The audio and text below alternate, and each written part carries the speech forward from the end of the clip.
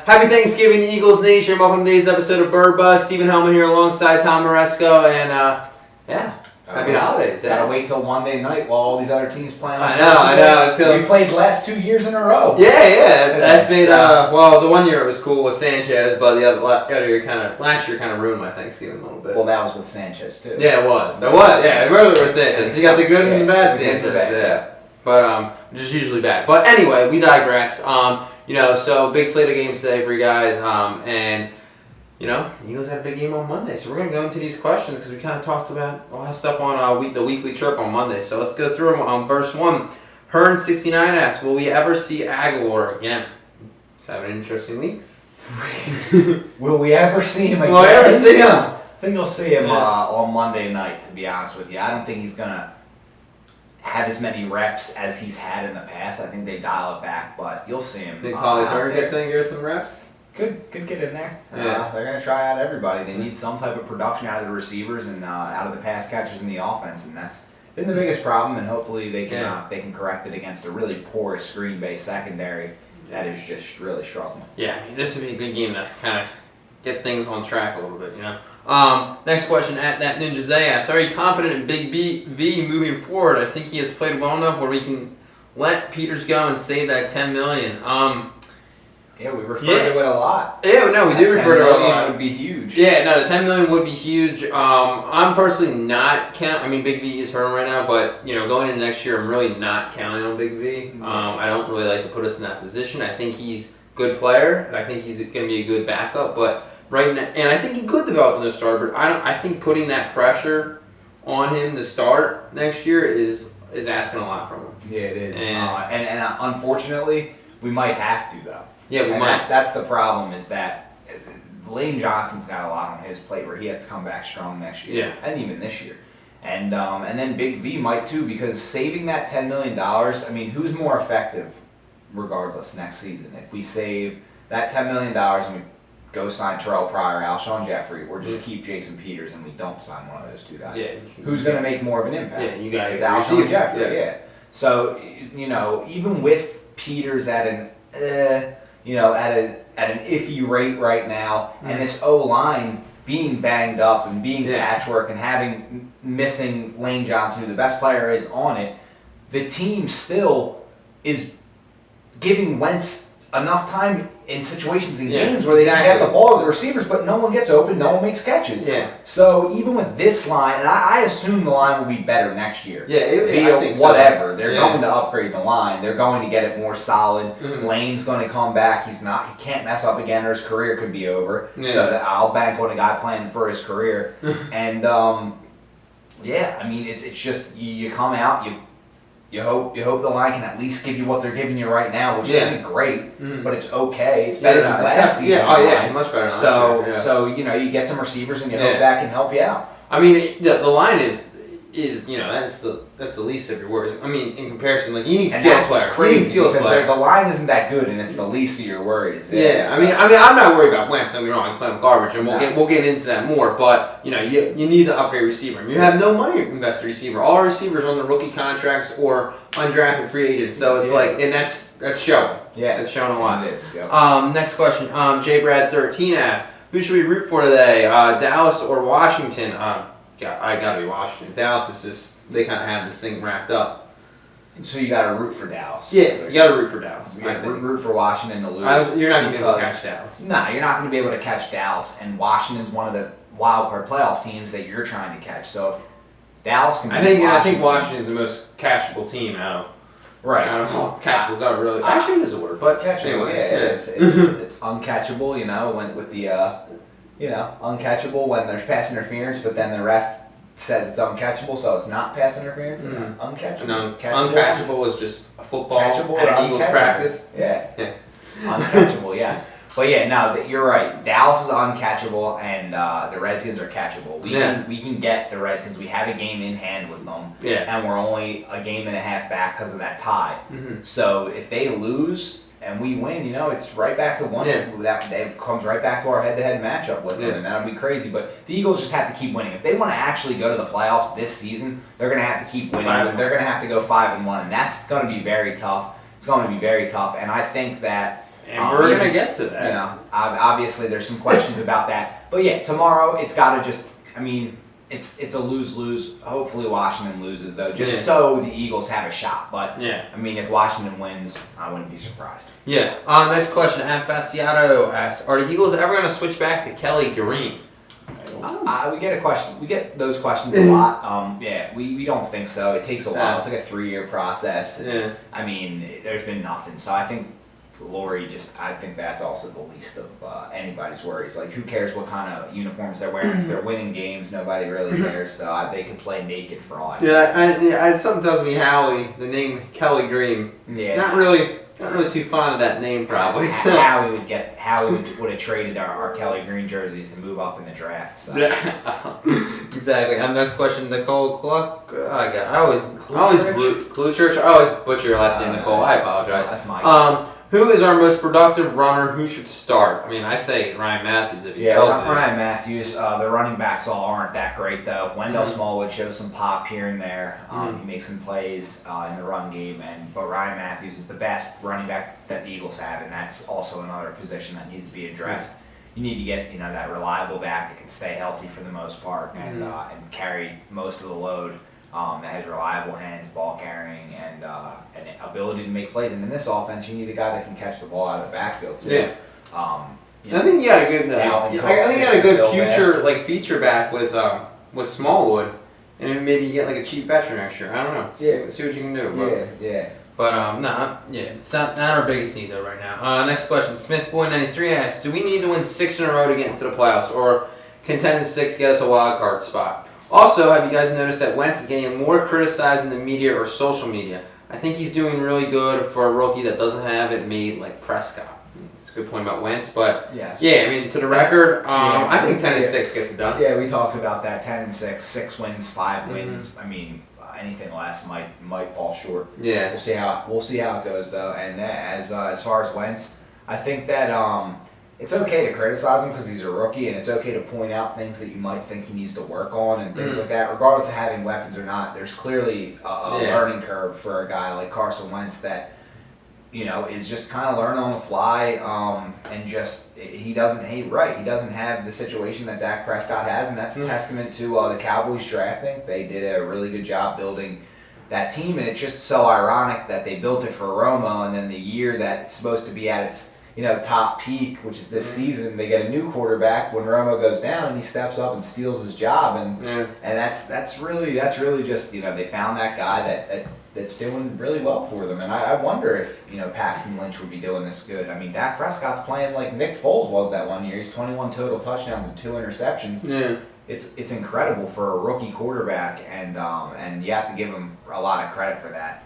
And I don't think anybody really thought Dak was going to be that good, but Dak Prescott is all the rage in the NFL right now. So and give him this credit. To the Carson Wentz criticism, I have to say this is we're having the same problems we were last year. Yeah. And last year, everyone just ripped Sam Bradford, and you know what? Now it's the rookie QB and stuff like that, and it's not Carson Wentz. I don't think Carson Wentz is the problem. I think he's gonna be a good player. Yeah. But like you told me the other day, it's like when we trade Sam Bradford, and you guys know I love Sam Bradford, but when we trade Sam Bradford, it's not like our problem's on the way. Sam Bradford was our best player on offense last year. Whether you like to admit it or not, he was our best player, and he wasn't the problem. I'm glad we got Wentz. Don't get me wrong. That was the right move. It's the right move trading Bradford, but you need to upgrade these receivers. Yeah. Because Carson Wentz could become the next Sam Bradford. You don't get any weapons. You gotta get the guy weapons. What you see with Sam Bradford, every single team he's been on, the Vikings, the Eagles, and the Rams for all those years. Yeah. You saw for years and years that people said, well, he doesn't have receivers, he doesn't have a line, and everybody eventually, after his 3rd or 4th year, maybe even after his couple injuries he had, everybody started saying that those things were just excuses and that he's not really that good. Well, maybe he's not, but I'd rather not roll the dice and let Wentz play with these bums and act like, well, a quarterback's supposed to elevate the team around him. Well, these guys stink. So I'd rather not roll the dice. I'd rather get the weapons and not see, oh, well, maybe Wentz will turn out a little different because he's better. No, you don't leave your quarterback out to dry like that. And the Rams did it with Sam Bradford, and it might have ruined him. Maybe he wouldn't have ever been good, but you didn't even get a chance to see because you never got him anything substantial on offense. Ever. And then he came to Philly, and the same problem was here. We were supposed to, all the weapons we had, we were supposed to supplement Sam Bradford and help him as he came back from that ACL surgery. Maybe like a rookie quarterback, we need weapons to supplement that guy, a young quarterback, and help him.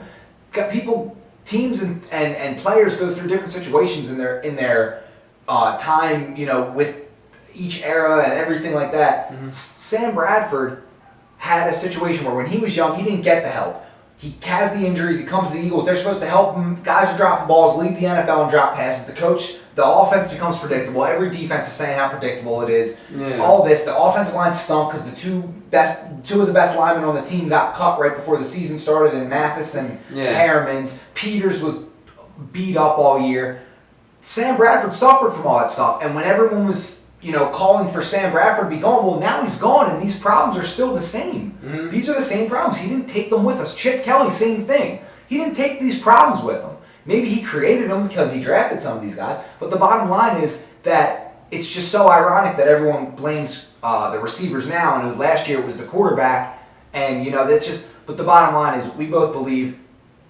We've been saying the whole time. It's the receivers. Yeah, if the receivers stepped up a little bit. It wasn't Wentz at all. The Eagles, Chip could maybe still be here. They're catching the ball. So and that's Chip. We're going. We love Carson Wentz. We're not saying that, but we're saying that the blame is being allocated barely this year. Yeah. People don't like Sam Bradford. That's fine. There's reasons not to. I get it. But he wasn't the problem last year. He wasn't. Yeah. And you look at. And I'm not going to compare Wentz to these great quarterbacks, but you look at guys. Peyton Manning had Marvin Harrison. Troy Aikman had Emmitt Smith, Michael Irvin. Yeah. Joe Montana, they all had their guys. They all had great guys. It's not like there's no good team that just didn't have guys getting open, making plays, have a great coach, have a great O-line, have a defense that can play, have a run guy. The whole team. It's building the whole team. Mm-hmm. And that's why when people say, well, Dak's just overrated because he has weapons. Well, every good QB has weapons. Are you kidding me? The guy's playing out of his mind. That's the point. You get your QB weapons, and look what he's doing with them. Yeah. I want that to be Wentz. I'm not going to be sitting here saying, oh, well, Wentz is only good because of his weapons. When we get weapons, it's just that's what a QB needs. Yeah. Dak has that, and you're seeing what he's doing with them. So he's proven he's a good quarterback when he's got weapons.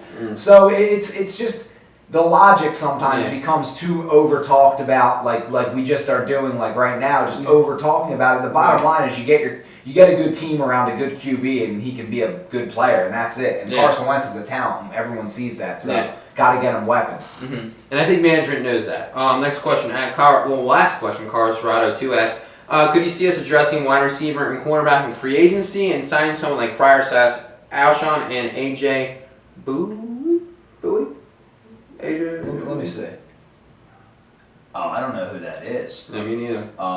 Maybe it's a typo or something. But but those are all great ideas. We need we definitely need we need wide receivers, we need weapons, like we're just saying. We were talking about this last night. That the Eagles, besides maybe you could debate the Ravens and the Bears.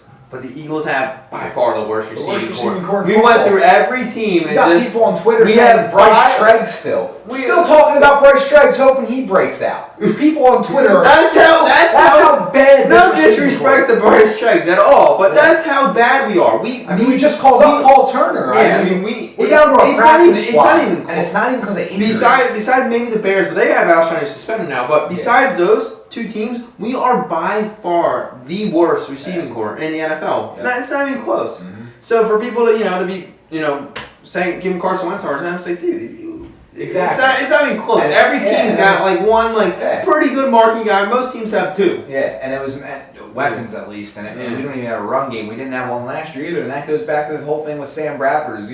We're not excusing him for the mistakes he made. Same with Wentz. We're not excusing him from the mistakes he makes, but when he makes a play and hits a receiver in the hands, you can't lead the NFL in drops or be what are we, top 5 now in drops? I mean, it doesn't help your team. That changes games. It changes the course of the game. It impacts everything. And last season, when people were saying, "Oh, drops don't matter. They just happen, and you have to deal with it and overcome them," well, now what are we saying? Yeah. So I'm sorry, you got to get weapons around your quarterback. Yeah. It's always apparent. I mean, we all love Wentz. We know he's the talent. We know he's the guy to build around. Sam Bradford wasn't that guy. Wentz is that guy. Yeah. And it's time to get the guy weapons. Period. You just got to get him weapons. You see what happens when they don't have weapons, and you see young QBs like Dak and Derek Carr, who, and even Jameis Winston and Marcus Mariota. Their weapons are even way on another level than the Eagles are. So it's just can't even say it enough. And to your question, I do think they're going to go get an elite guy. And they could sign a corner, but all I say about the corner situation is it is like we've been talking about this whole video is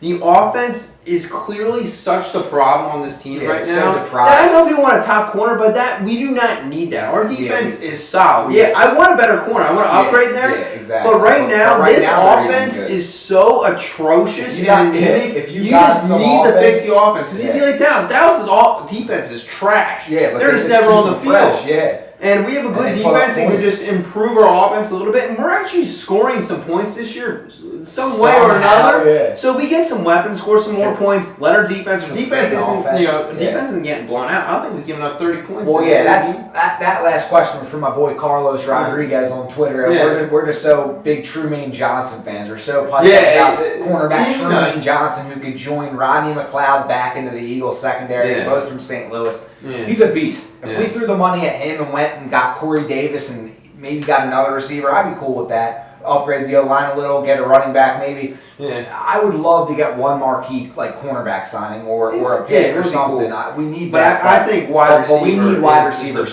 so bad. We need guys to come in and be able to make plays and make just simple catches. And not even crazy plays, just catch the ball. Yeah. And we're not even doing that. And we're saying our narrative is at this point, you got to get 2 new receivers. Yeah. 2 good ones still. Because Jordan Matthews ain't getting a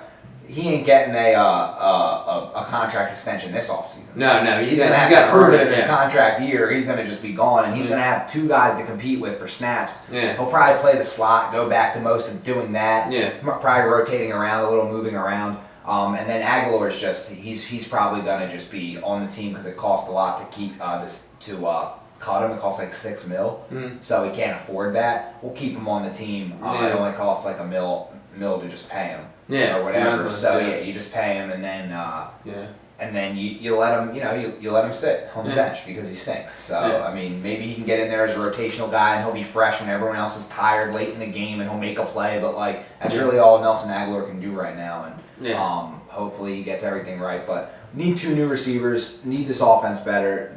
I got my eye on Corey Davis in the draft, and might have to be the pick. All right, well, thank you guys. We're gonna go eat something now because we're a little heated up, and I think that make us feel better. So, but great questions, guys, and we will see you on Tuesday for the weekly chirp. Hopefully celebrating a big Eagles win. Fly Eagles fly. All right, guys, have a great weekend. Enjoy your holiday.